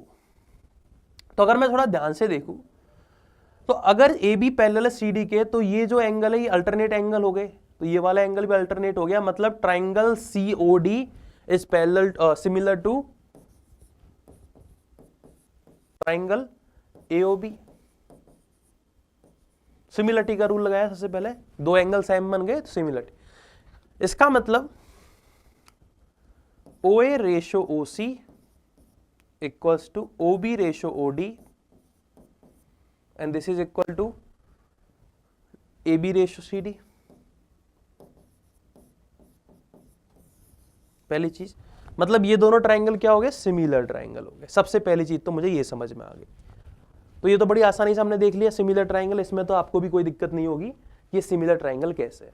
Just एक बेसिक सा आइडिया देखा तो हमें दिख गई कि हाँ ये सिमिलर ट्राइंगल है, कोई दिक्कत नहीं है। नाउ द इंपॉर्टेंट पार्ट, तो पहले मैं आपको रिजल्ट बताता हूँ, रिजल्ट क्या आएगा कि मान लो इसका एरिया y है, इस वाले ट्राइंगल का एरिया z है। तो एक क्वेश्चन, ये स्टेटमेंट होता है कि ये जो दो ट्राइंगल दिख रहे हैं आपको, जो नॉन पैरेलल साइड में बने हुए, नॉन पैरेलल साइड के साथ बने हुए, इन दोनों का एरिया होगा सेम। क्या होगा इन दोनों का एरिया? इन दोनों का एरिया होगा same. And X square equal to Y Z, मतलब इन दोनों का मल्टीप्लिकेशन और इन दोनों का मल्टीप्लिकेशन इक्वल होगा। अब ये होता कैसे, ये हम देख रहे हैं पहले। तो सबसे पहले तो मैं ये प्रूफ कर रहा हूं कि ये जो ट्राइंगल मेरे पास दिख रहे हैं आपको, इनका एरिया, ये वाला कंडीशन आई कैसे, इन दोनों का एरिया सेम कैसे होता है। सबसे पहले तो हम ये देख रहे हैं, या साथ में कंबाइन देख लेंगे जो भी है, ठीक है। तो मुझे एक बात बताओ, तो हम स्टेप बाय स्टेप समझ रहे हैं चीजों को। तो अगर मैं इसकी बात करूं तो मैंने क्या किया, अगर ये दो ट्राइंगल है मेरे पास, triangle AOD and triangle COD, तो ये जो हाइट है इसका बेस मान के मैंने लिया, तो ये इस वाले ट्राइंगल की भी हाइट होगी और इसकी भी हाइट होगी। क्यों होगी? ऐसा रीजन क्या है? क्योंकि ये वाला ट्राइंगल के लिए बेस ये है और इस वाले ट्राइंगल के लिए तो एक ही लाइन तो रिप्रेजेंट कर रही है। तो अगर मैं हाइट निकालना चाहता हूं इस पॉइंट से इस लाइन तक की, तो वो यही आएगी। मतलब ये जो हाइट होगी वो ट्राइंगल AOD के लिए भी होगी और ट्राइंगल COD के लिए भी होगी। तो इसका मतलब ये इस ट्राइंगल को मैं नाम दे रहा हूं फर्स्ट ट्राइंगल, इसको नाम दे रहा हूं मैं सेकेंड ट्राइंगल, इसको नाम दे रहा हूं मैं थर्ड ट्राइंगल, और इसको नाम दे रहे हैं फोर्थ ट्राइंगल। तो ट्राइंगल फर्स्ट का एरिया बताओ। तो ट्राइंगल फर्स्ट का एरिया क्या आ गया? हाफ इंटू, इसका नाम दे दिया, इसका लेंथ मान लेता हूं मैं P लेंथ है, इसकी हाइट है P, ठीक है, हाइट है P, half into P into A। Similar way में सेकेंड वाले का क्या हो जाएगा? Half into P into OC, ठीक है, चलो अच्छी बात है। नाउ द नेक्स्ट पार्ट, जैसे मैंने यहां से ड्रॉ किया, सिमिलर वे में यहां से अगर मैं हाइट ड्रॉ करूंगा तो वो हाइट आएगी कुछ यहां पर इस तरह से। तो मान लो इसकी लेंथ Q है, तो ये जो हाइट बनेगी वो इस वाले ट्राइंगल के और इस वाले ट्राइंगल दोनों के लिए सेम होगी। तो अब थर्ड का एरिया बता रहा हूं मैं, half into Q into OC, ठीक है। एंड फोर्थ का एरिया क्या बनेगा? Half into Q into AO। Clear है ये वाली चीज? चलो ये समझ में आ गया। अब इन दोनों को ध्यान से देखो, फर्स्ट और थर्ड को, ये वाला रिलेशन भी सेटिस्फाई है। तो हमें सिमिलर ट्राइंगल के बारे में पता होता है कि सिमिलर ट्राइंगल में क्या क्या चाहिए, साइड का जो रेशियो होता है वो इनकी हाइट का रेशियो होता है, वो इनका सारी चीजों का रेशियो सेम होता है, हाइट का, एल्टीट्यूड का, मीडियन का। तो अगर इस ट्राइंगल COD की हाइट मुझे पता है, ट्राइंगल COD के लिए जो हाइट है वही ट्राइंगल COD के लिए हाइट क्या है? P। तो ट्राइंगल COD के लिए हाइट P है और ट्राइंगल AOB के लिए हाइट Q है। तो इसका मतलब ये जो रेशियो होगा वो Q बाई P के भी इक्वल होगा। क्या ये वाली बात समझ में आ रही है? क्योंकि ऐसा क्यों होगा? क्योंकि अगर ये सिमिलर ट्राइंगल है तो इनकी हाइट का रेशियो भी इनकी साइड के रेशियो के इक्वल होगा। सिमिलरिटी का रूल से हमें पता है।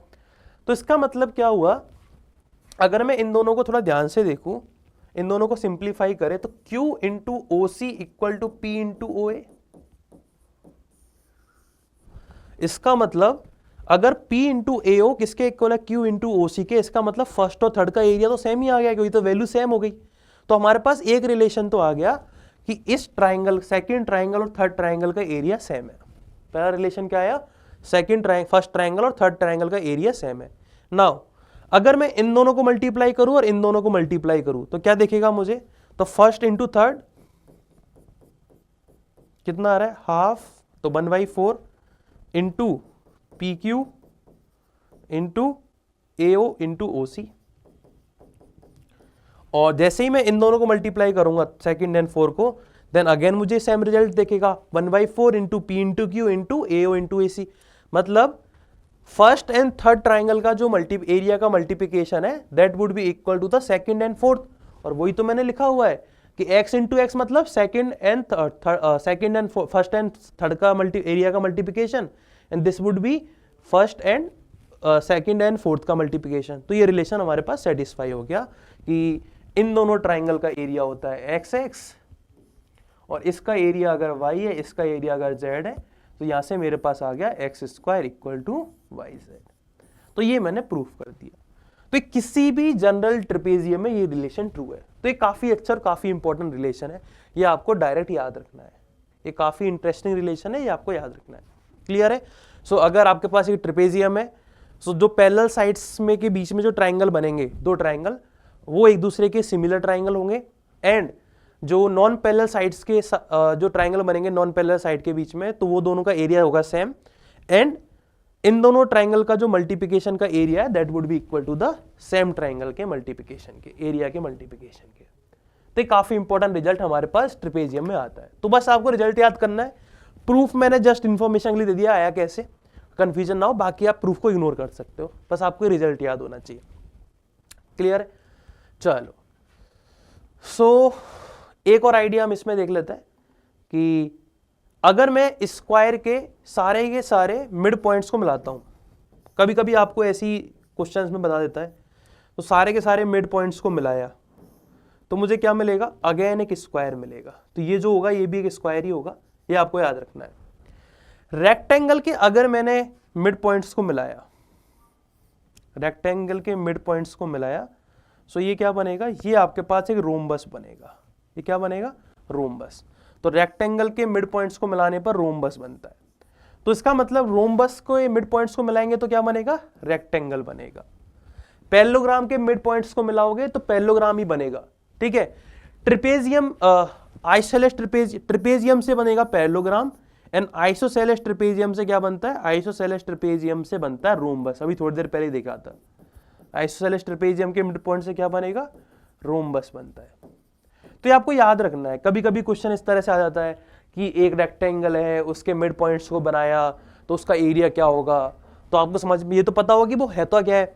अगर आपको ये पता लग जाए कि मिड पॉइंट से मिलाने के बाद वो एक रोम्बस बन जाएगा, तो आपको दिमाग में एरिया किसका निकालना है, रोम्बस का निकालना है, तो उसका हम फॉर्मूला अप्लाई करेंगे। तो ये सारी चीज हम देखते हैं, तो इसलिए आपको ये वाली चीजें पता होनी चाहिए।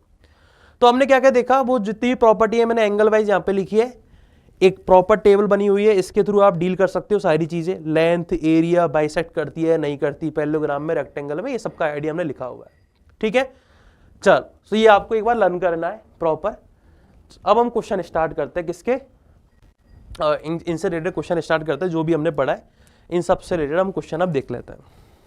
ठीक है, चलो, सबसे फर्स्ट क्वेश्चन क्या है मेरे पास, find the area of the parallelogram which has two side measuring 8 and 12 and the angle measuring between them is 30 degree. तो आंसर क्या आएगा, A B sine theta formula होता है, साइन 30 होता है हाफ, तो आंसर कितना आ गया, 48। This is your answer. Just हमने आंसर निकाल दिया अगर मुझे फॉर्मूले पता है। फिगर हम बना लेते हैं। तो एबीसीडी एक पैरेललोग्राम है,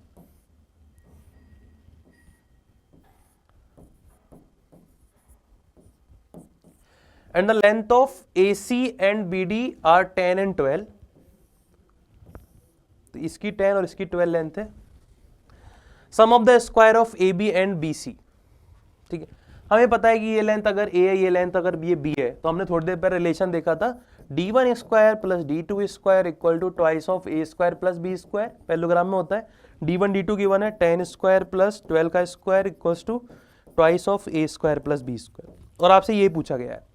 सो कितना आ जाएगा, सो ये बनेगा 100 प्लस 144 244, 244 डिवाइड बाई 2 करेंगे कितना आएगा, तो ये बनेगा 244 divide by 2 equals to A square plus B square, that is 122।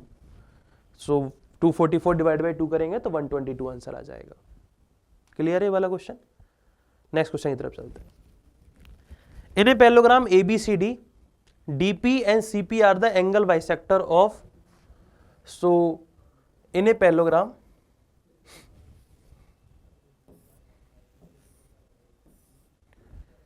ABCD,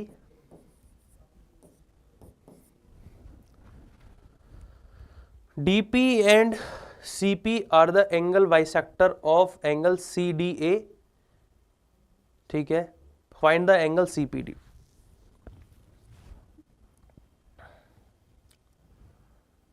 so DP and CP, तो कहीं ना कहीं होगा, कहीं मान लो ये P है इस तरह से, तो ये इनके एंगल बाइसेक्टर है, मतलब ये एंगल अल्फा है तो ये भी अल्फा होगा, ये एंगल बीटा है तो ये भी बीटा होगा, ये मान लो P है। तो आपसे क्या पूछा है, CPD, ये वाला एंगल पूछा है, इस एंगल के बारे में पूछा है। तो सबसे पहली चीज मुझे क्या समझ में आती है कि भाई अगर ये पैरेललोग्राम है तो इन दोनों का जो एडिशन होगा एंगल का वो 180 डिग्री होगा, सप्लीमेंट्री एंगल होता है, मतलब 2 अल्फा प्लस 2 बीटा क्या होगा 180 डिग्री। तो अल्फा प्लस बीटा कितना आ गया 90 डिग्री। अगर मैं ट्राइंगल DPC की बात करूं और उसमें दोनों का एडिशन 90 है तो ये कितना बचा होगा, ये भी 90 बचा होगा। कैसा, क्यों? क्योंकि ट्राइंगल के अंदर तीनों की तीनों एंट्री एंगल का सम कितना होता है 180 डिग्री। तो आंसर क्या आ गया इस क्वेश्चन का 90 डिग्री। तो आंसर क्या आ गया इसका 90 डिग्री। डन है। चलो, find the perimeter and the area of rhombus if the diagonals are 16 and 12। तो मैंने एरिया का फॉर्मूला तो बताया था, क्या होता है half D1 D2, direct given है, कितना आ गया 96। सो पेरीमीटर के लिए मुझे क्या चाहिए, साइड चाहिए, तो साइड हमें निकालनी पड़ेगी। सबसे पहले एक रोम्बस बना लेते हैं। तो रोम्बस आप इस तरह से बना लिया करो, ये मेरे पास एक रोम्बस है इस तरह से, क्योंकि ये डायगोनल्स 90 डिग्री पर आपको दिख भी जाएंगे। ये सारी साइड A होती है, अगर A निकल जाए बस, हमें पता है कि भाई रोम्बस में जो डायगोनल्स है वो भी बाइसेक्ट करते हैं परपेंडिकुलरी, तो मतलब ये वाला पार्ट हो गया 8, ये हो गया 6, ये 8 है ये 6 है। ऐसा क्या हुआ, क्योंकि ये इनका हाफ हाफ हो जाएगा, ये वाला इतना सा पोर्शन बस, ये 8 हो जाएगा और ये 6 हो जाएगा। ये 8 है ये 6 है और 90 डिग्री का आइडिया यूज करूंगा तो पाइथागोरस थ्योरम लगाएंगे तो a स्क्वायर किसके इक्वल आएगा 8 स्क्वायर प्लस 6 स्क्वायर के। सो a स्क्वायर आ जाएगा मेरे पास 64 प्लस 36 दैट इज 100, तो a की वैल्यू आ गई 10। सो a की वैल्यू 10 है, मतलब पेरीमीटर क्या हो गया 4 है, तो पेरीमीटर कितना आ जाएगा 40। तो एरिया होगा 96 एंड पेरीमीटर इज 40।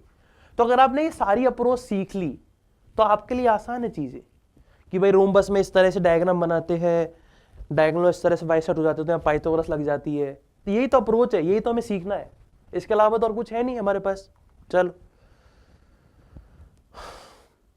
ABCD जो ट्रेपेजियम और कुछ चीजें हमारे पास गिवन है, बना लेते हैं।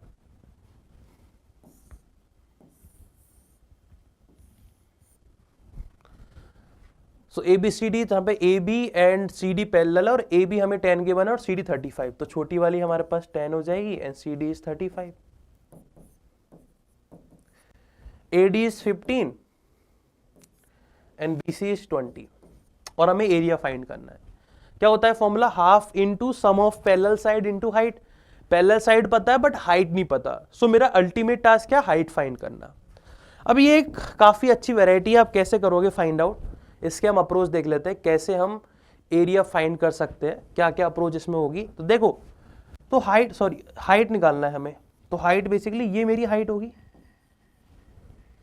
ठीक है। तो इसका मतलब क्या हुआ कि ये जो पोर्शन 10 है तो ये नीचे वाला पोर्शन यहां से यहां तक 10 हो जाएगा, सो बचा 25।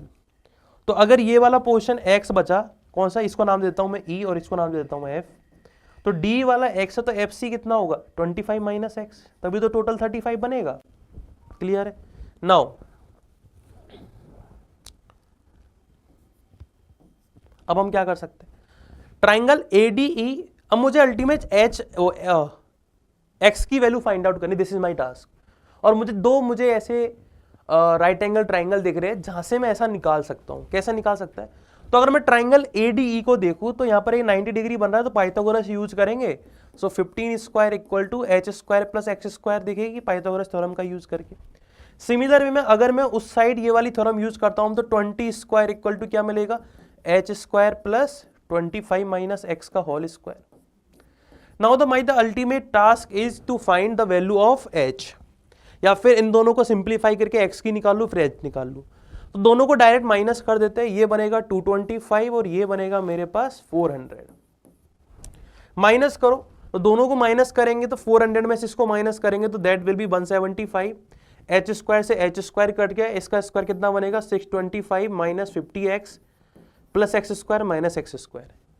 सो 50x जैसे ही कॉमन आ जाएगा 625 माइनस 175, ये मेरे पास बनेगा। सो कितना आ गया ये, तो 50x इक्वल टू आ गया मेरे पास 450। तो 450 आ गया तो x की वैल्यू कितनी आ गई 9। तो x अगर 9 आ गया, सो अगर x 9 है तो इसका मतलब h स्क्वायर कितना आ जाएगा, तो सिंप्लीफाई कर लो, तो h स्क्वायर इक्वल आ जाएगा 225 माइनस 81, कितना आ गया ये 144। तो h कितना आ गया 12। तो हाइट मुझे 12 मिल गई। तो हाइट निकालने के लिए जब भी आपके पास इस तरह का क्वेश्चन आए तो आपको 2 बार पाइथागोरस यूज करनी पड़ेगी इन दोनों ट्राइंगल में और हाइट निकल जाएगी सिंप्लीफाई करके। तो आंसर कितना हो जाएगा, half into sum of parallel side मतलब 35 plus 10, 45 into height is 12। So कितना आ गया 45 इंटू 6, तो ये बनेगा मेरे पास 6 इंटू 5 30, 3 आएगा 24 एंड 3 270। तो आंसर कितना आ गया 270 आपके पास एरिया हो गया इस ट्रेपेजियम का। डन है, समझ में आ गई चीज। अगर मान लो इस वाले क्वेश्चन में आपको आइसोसेलेस ट्रेपेजियम गिवन होता या फिर इनकी लेंथ आपको पता होती दोनों की 15-15, तो आप क्या करते, तो ये जो लेंथ है, ये जो पोर्शन है, दोनों की दोनों इक्वल इक्वल डिवाइड हो जाएंगे, तो हमें ये पाइथागोरस थ्योरम लगानी नहीं पड़ेगी। हम डायरेक्ट बोल देते कि भाई अगर ये 35 है तो ये वाला पोर्शन होगा, अगर ये टोटल ये वाला 10 है तो ये होगा 25/2, ये 25/2। हम ये पाइथागोरस थ्योरम लगा के x की वैल्यू फाइंड आउट नहीं करनी पड़ती, हम डायरेक्ट बोल देते कि भाई ये दोनों तो इक्वल ही होंगे, आइसोसेलेस ट्रेपेजियम में तो ये वाला पोर्शन और ये वाला पोर्शन इक्वल ही होगा। क्लियर है ये वाली चीज। चलो, सो ABCD एक ट्राइंगल है और ABE आपको 16 गिवन है और CDE का एरिया 25 गिवन है, ठीक है। और आपको ट्राइंगल AED का एरिया फाइंड करना है। तो हमें पता होता है कि ये इस तरह ट्रेपेजियम है तो इनका एरिया ये होगा, that means x square equal to 16 into 25, तो x की वैल्यू आ जाएगी 4 इंटू 5 20। तो जो मैंने अभी पढ़ाया आपको थोड़ी देर पहले, उस स्टेटमेंट का यूज करके आप डायरेक्ट इसका आंसर दे सकते हो। डन है, चले नेक्स्ट क्वेश्चन। ABCD ट्रेपेजियम है, AD and CD are parallels, BC are parallels, the four sides AB BC CD and DA। सबसे पहले ट्रेपेजियम बना लेते हैं,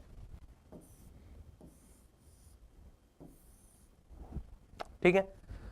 सो ABCD हमारे पास है। सबसे पहले क्या गिवन है, AD और BC पैरेलल है। AD हमें गिवन है 16 एंड BC हमें गिवन है 10, ठीक है। तो AD BC सॉरी ठीक है। So AD is 16, BC is 10, AB is 8 and this is 12. Find the magnitude of the square of the two diagonals. So इन दोनों डायगोनल्स का स्क्वायर चाहिए मुझे।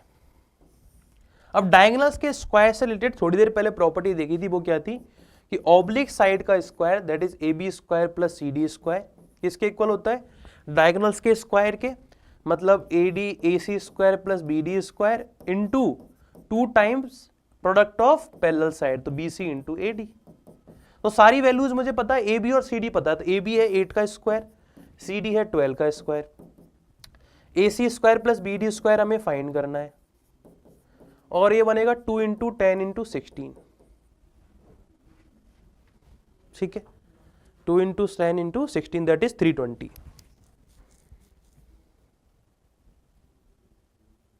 ठीक है। सिंप्लीफाई करेंगे so we get our answer, ठीक।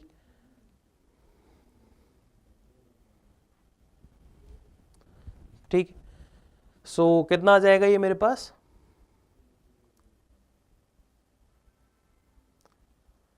सो ये आ जाएगा AB square 8 square plus 12 square 144 and 64 equals to 2 times 10 into 16।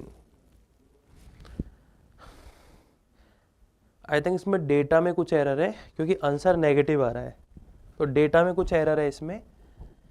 सो इस क्वेश्चन में कुछ मिस्टेक है, बट अप्रोच आपको समझ में आनी चाहिए। इसमें डेटा में कुछ एरर है, नहीं तो यहाँ पे 16 की जगह कुछ और आएगा तो हमारा आंसर मैच कर पाएगा, क्योंकि ये तो 320 हो गया और इधर मेरे पास इतना कुछ बन नहीं रहा, तो नेगेटिव में आ रहा आंसर, ठीक है।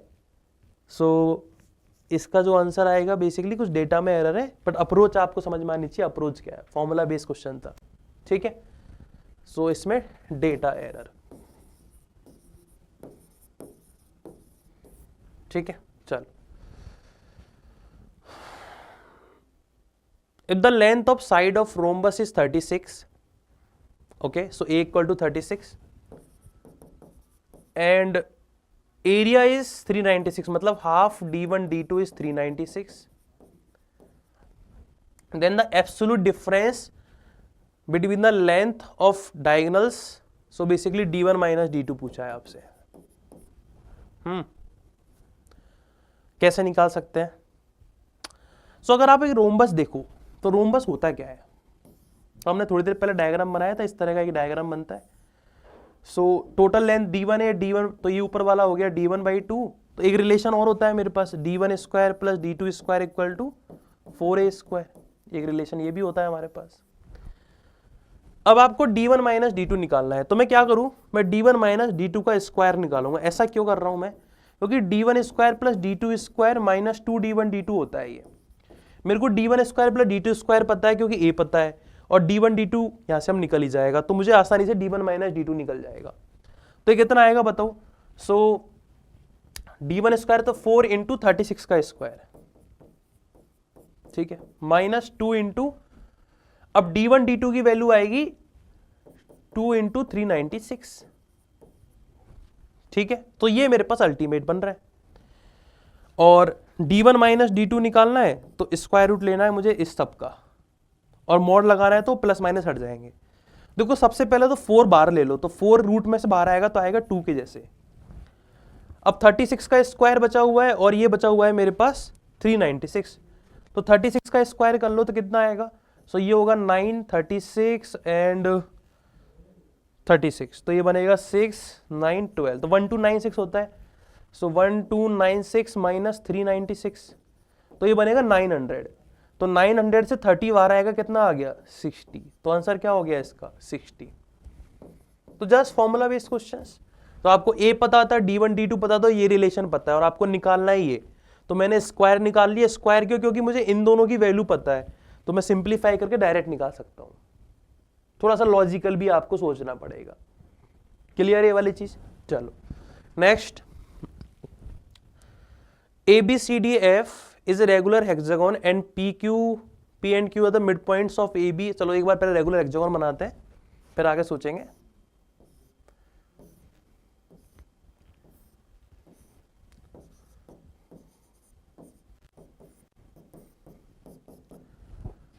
P and Q are the midpoints of AB and CD. This is point P.